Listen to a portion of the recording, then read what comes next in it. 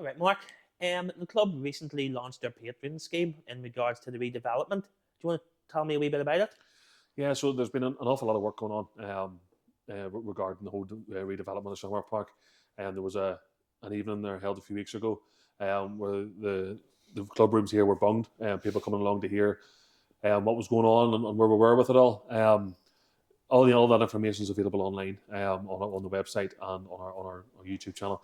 But to give a sort of summary, we have come so far through the planning process. We have a few more humps to get over, so we can submit our planning to go through all the different procedures it needs to go through. There are some different investigations and whatever have to happen before we are allowed to actually submit your planning. Sort of the sort of need to happen. And those are the humps we need to get over. Now, the club have got us this far, and we're a good way down this road. The next hump is to get through these investigations, and it all costs a lot of money. You know, it's hard to keep up with. So what we've done is we've created a patron scheme, and redevelopment patron scheme, where we're asking people if they can afford to sort of back us and get behind us. And there's an individual section of it and a business portion where we're asking individuals if they can to give £25 a month for the next 36 months towards that.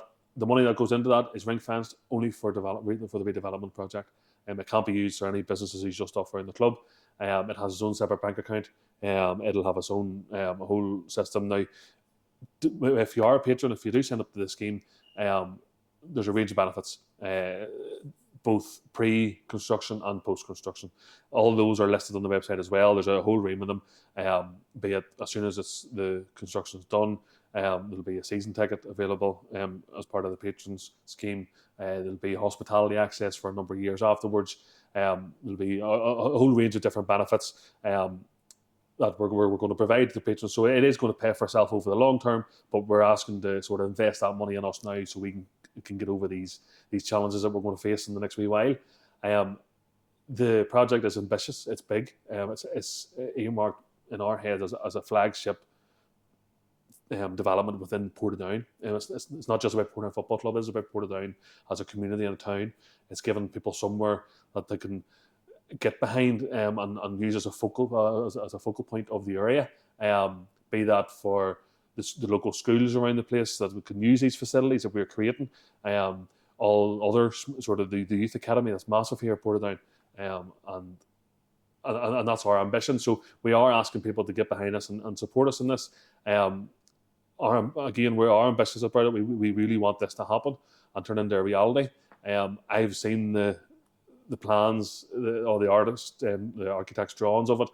Enough. I want to see it in real life. You know, I want this project to come to fruition for the club and for the community as a whole. And we really need people to get behind us to help us get over those humps. So in regards to the patron scheme, like you say, it's a commitment for 36 months, and there's two tiers. There is a supporters tier and a business tier. And that money that comes in from that scheme is completely ring fenced just for this redevelopment. Isn't that correct? Absolutely. And there's complete transparency in this. There will be a quarterly meeting for patrons to come here at the club and chat where the money's been spent, where the money's going to be spent, and what's left.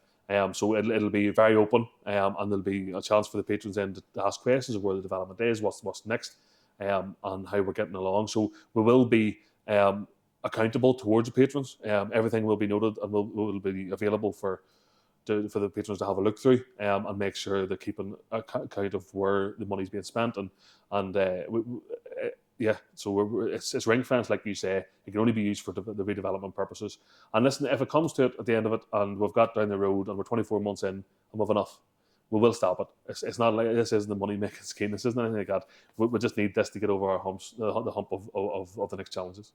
You have said that this isn't just a redevelopment for Portadown Football Club. It's for the whole of the town. It's to make Summer Park a hub for the whole community, that youth groups, schools, the local community can have a facility that they can use from 8 o'clock in the morning to 10 o'clock at night. Isn't that right? Absolutely. And 6 or 7 days a week. You know, I want this place to be open. At the minute, Summer Park does business one every 14 days. That's not good enough. So we need to open ourselves out and make sure that we're have all these different ancillary projects going on around the place, like the business incubation, the community space.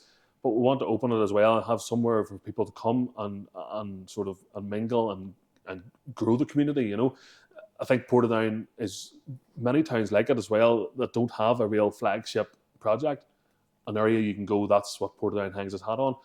That's what we want this to be. We want this to be about the town and about the area. If somebody wants to become a patron, Mark, how do they go about it? So if you go on to portadownfc.co.uk and go to the club section where it'll bring you to the redevelopment page, there's a sign-up option there. I'm at the club most mornings in my office here. If anybody's ever any trouble doing it, come to me and I'll sit down. We'll go through it.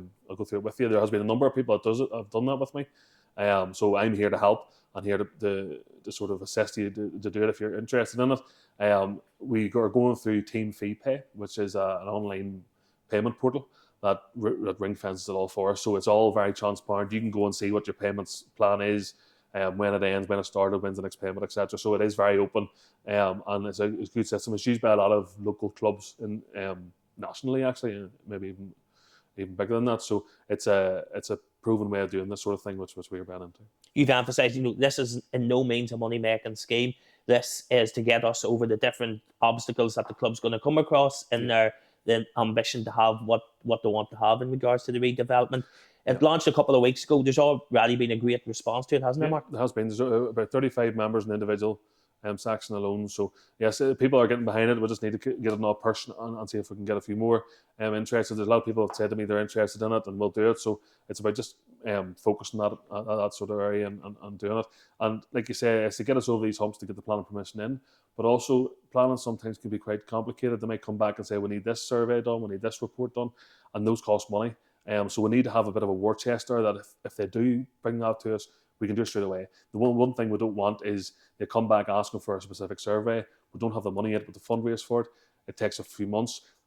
By that time, your plan application could expire. So and then you're back to square one. You have to do it all over again. So we want to have a bit of a war chest there available. If they do come back asking for more investigations, more surveys, that we can just go, right, let's do it, and it's done, and the application's in. It's about speeding this up as soon as possible, because it's about getting ready for funding. We have to be spade ready, which means we have to have a planning permission rubber sealed and ready to go. So if we have that and funding becomes available, straight apply for it, and hopefully you will be successful. If you don't have your planning permission and funding becomes available, you just can't apply. And that's the black and white of it. We need to be ready for this funding once it becomes available to us. No problem. Thank you, Mark. Good man, thank you, Jonny.